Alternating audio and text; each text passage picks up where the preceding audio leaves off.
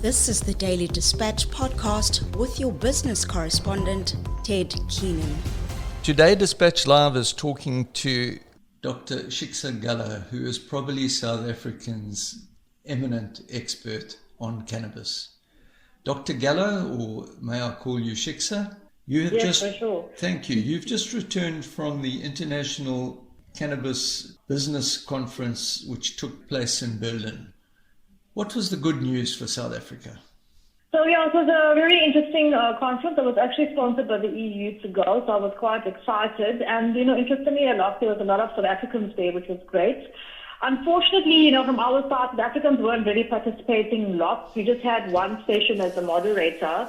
And I feel that there is definitely a place for South Africans, because when we compare to some of the panel discussions and people that we have met at the conference, we found that South Africans, we have a really deep knowledge and understanding of cannabis that the rest of the world actually doesn't have. And I think the reason is, because we've been using cannabis for years or centuries here in South Africa. And we've done a lot of work with regards to where we're going and patients, as well as medicinal, as well as hemp. So it was a really interesting conference. Germany is actually looking now to, make the recreational cannabis legalized. So that was one of the hot topics at this conference. But they haven't really, they're still busy with their plan. And that is what South Africa was also looking at. I know you may have listened to Shiksha Gallow, our president, who's mentioned that he wants cannabis to try to drive the economy. And we're looking at opening up the recreational bits for South Africa as well. So from our side, we've learned a lot on what the other countries are doing and how they're doing it. But I still strongly feel, when we first interviewed Ted, you and I, that we need to have a proudly South African strategy, because I see with the knowledge we have, we should actually be the global leader or the base hub for cannabis in the world. Is it fair to say that the rest of the world seems to be getting its commercial act together regarding cannabis, and that we're being left behind, or am I being unfair? No, 100%. Everybody's definitely getting the commercial. Look at Thailand, what's happening. I'm also working with some guys there in Thailand. Thailand obviously just open free for all now, but everybody's jumping on the bandwagon. Obviously, a little bit more structure would be better. If you look at Switzerland, Switzerland's just opened up medical cannabis as well for export, as well as for patients in Switzerland. Australia's opened up quite big as well for the medicinal side, and Germany's already been in the medicinal sector, but they're going recreational as well. So I agree 100%. We've been dragging our feet, Ted. We've had the first major conference, I think it was in 2019 here in the Eastern Cape, where our premier was here, and I was part of that entire delegation. And, still we haven't really moved forward with the commercialization. So we're going to be left behind for sure if we don't actually, take the bull by the horns, take the knowledge that we have, come up with the proudly South African strategy, as I mentioned earlier, that will benefit our country as well as our people, and as well as the global leaders in the world as well. Your company, Biodata, that you set up, and which is now a subsidiary of listed Labat, undertook some trials, which I think you started probably 14, 16 months ago.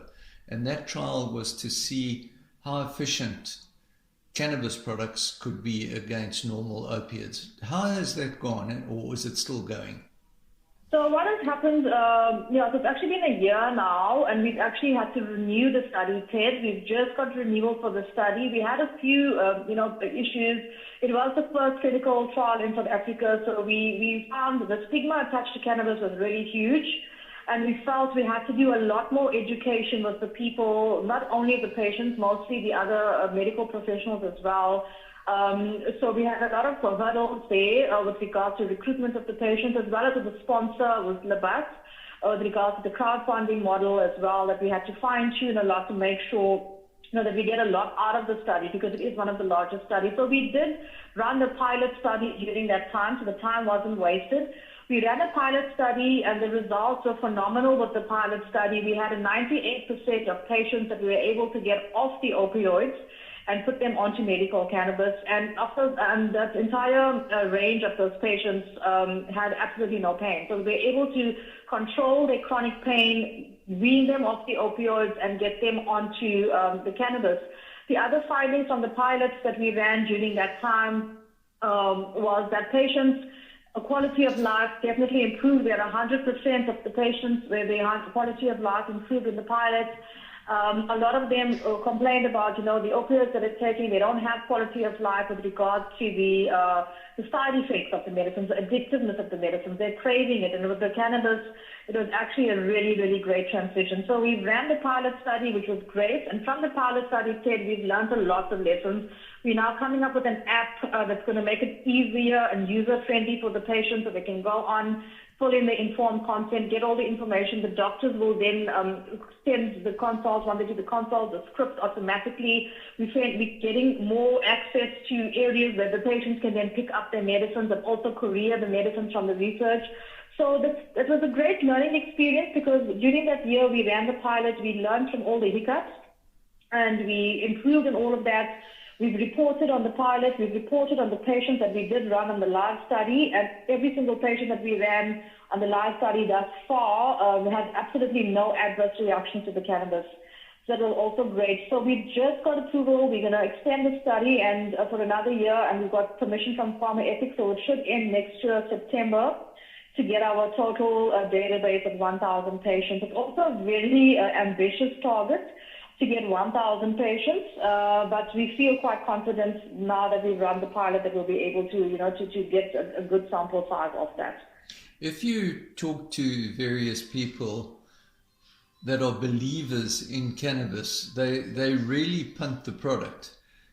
What are the stumbling blocks to just getting the products as it is? This will help sleeping, this will help diet.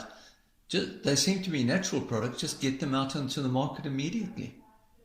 So the stumbling block, firstly, is our legislation. Our legislation has still made any medicine with THC a Schedule 6. So currently, Ted, there is no registered medicines in South Africa. The only way that a patient can access it now is via the Section 21 process, which is quite a long process, but we've been doing the Section 21 for many patients, and SAPRA has been quite good in giving results back, approvals back, but it just takes long, and a lot of doctors don't want to go there. So the problem is the access to cannabis. I'm also busy with my other company, Holistic Healing, where we're bringing in the first registered medical cannabis, so doctors can prescribe it without a Section 21 into South Africa. We are just waiting for the final approvals from SAPRA.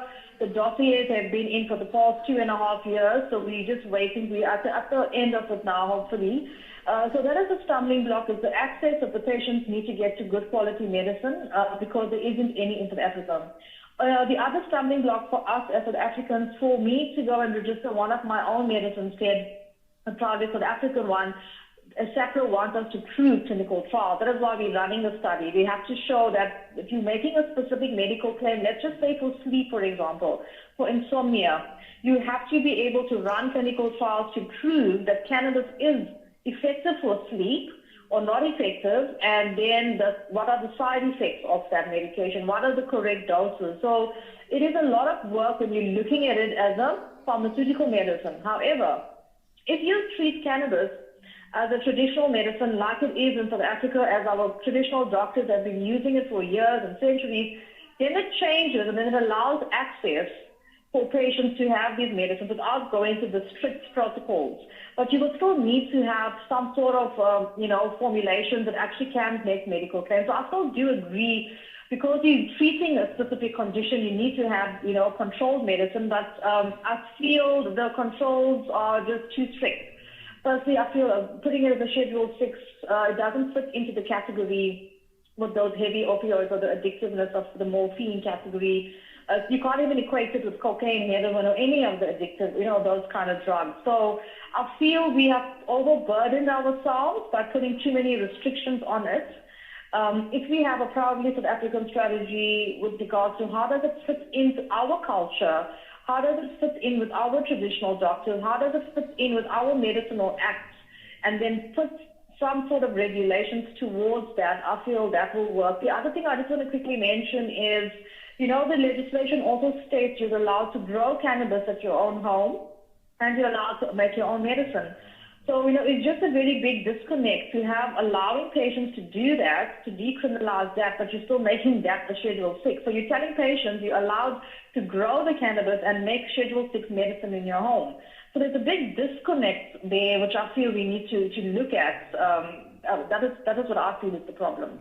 If we take your theme of disconnect a little bit further, the farmers in what I think we should call the Pondoland area, which is perhaps one of the best growing areas, maybe even in the world, I think are being penalized because people are growing what they used to buy in their backyards. What is being done for those people, specifically the women who used to grow there? I know you were once quoted as saying we will never leave those women behind, but are they not being left behind?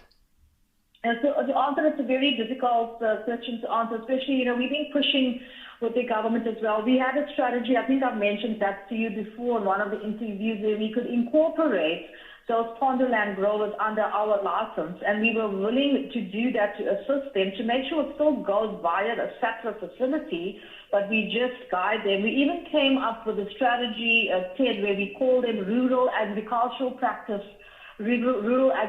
cultivation practices, where we were training the rural areas, the women there as well, to get fair value for the crop, to bring it to the SAPRA license so it can still get exported via the license, and we can still make local medicine via the license. So we've been having discussions with SAPRA. Unfortunately, that's also fell through the cracks, I feel. We've been having endless discussions. It also has affected us with, with targets that we had to meet with the licensing, with our SAPRA license that we had. So my personal opinion is I feel they are going to be left behind. They're already starving in those areas. This is what our people were using to put bread on the table for their families. It is what they were using to take their kids to schools. So, since the legislation changed, it has made it legal. Now people are growing it on their own. They have more access to cannabis. Now these farmers have been left behind. Nobody's taking their cannabis anymore. So they've really been left behind. So we've come up with a strategy where we're looking at to legitimize this entire Pondoland area and then feed that through a SAPRA license until they can have enough money into that area to get their own license. Yeah. But have different phases. So we had a 3-phased approach that we presented to SAPRA for a specific offtake that we have, that we no longer have now, by the way, because we fulfilled it with some other sources. So, that would have been a perfect start to pilot this entire run or strategy that we came up with, I've come up with, to try and look at how we can help our farmers in this area. And you know what, the strategy is brilliant. I feel it's foolproof. We put a lot of work into it. We've been working with traditional doctors, Greek in Pondoland, Farmer the Strain Hunter. A lot of people been working with us to try and make this work and include them. And unfortunately, between SAPRA and the government, if they don't support it, unfortunately, these amazing women that are doing great things are going to be left behind. And it is Women's Month, Ted, and it's appropriate we talk about it because, those women are doing great things. We've tested those cannabis as well in the MAPS laboratory. All those cannabis was actually clean. There was no pesticides, herbicides, exactly the way as they are doing it now. I'm also going to be conducting some research now with the CSIR. We'll be looking at specific landrace strains for breast cancer. It was done with the Prof. Mativiese in the UFS. We're going to just continue with different strains now, running it with CSIR, and that could also be very important. And what I would like to do is register that IP with the people of Pondoland, because it belongs to them. And there's so much here that we can do. There's so much ideas and strategies I have. But the stumbling blocks or the barriers between government as well as the legislation and, with SAPRA just being a little bit more open, guiding us to say, this is the strategy, let's see how we can make it work, because we're going to have you do have a license, you're willing to use your license to make sure we don't export rubbish or we don't use rubbish. That is why we want to make sure that we have all the checks and balances in place, and we've already done the test, as I mentioned. So, to answer your question, if we don't, look at strategies that are inclusive, unfortunately, the farmers are going to be excluded. Sadly, the Eastern Cape government is boasting about the ability of cannabis to actually drive the area. So we have even the Premier, Oscar Mabuyane, putting in regular quotes about the properties and of cannabis and what cannabis can do, and they're going to be setting up beneficiation plants. But it's all talk at the moment. What is the single thing to your mind that is going to get this going? I think we must stop talking and we must start doing. I'm also part of the delegation where we advise governments, both local and national, and also part of another delegation for private sector. We have put in together also with Fields of Green for All, have also put in information. They put in a dossier, important information, a manifest actually is what Myrtle calls it, to show how we could look at the regulation of cannabis in South Africa. With the private groups that I'm working with, we've also put in suggestions on how we feel, moving forward, this could work. All they need to do, we've done all the work pro bono. None of us are paid for all of this work that we've done. Take what we've suggested and implement it. The work has been done. We need to stop wasting our time. Premier Oscar Mabuyane has been really awesome with regards to that. He is really supporting cannabis, but I think from his end as well, he also needs support from national governments on how the Eastern Cape can actually be the hub, as I mentioned, not only for South Africa, but for global, because there's so much here that we can learn from. There's so much of there's land rape trade, there's hectares and hectares of cannabis. What happens is it just gets thrown away as well. We're wasting all of this medicine that we can actually use. So if they can take the strategy that we've already guided them with and implement it, I think that will be a great way to head start. But I think we're already almost at the end of 2022, and we haven't really done anything. So from our side, we have guided governments from the private sector side. So I strongly feel if they just take what we've given them and approve it, that we will be able to commercialize and include everybody in this cannabis industry. To see some of the best farmers in the world, certainly the best cannabis farmers in the world, starving is almost criminal. Thank you very much for speaking to Dispatch Live, and let's hope this time next year we will see beneficiation plants jumping up everywhere. Thank you for your time. Awesome. Thank you so much, Ted.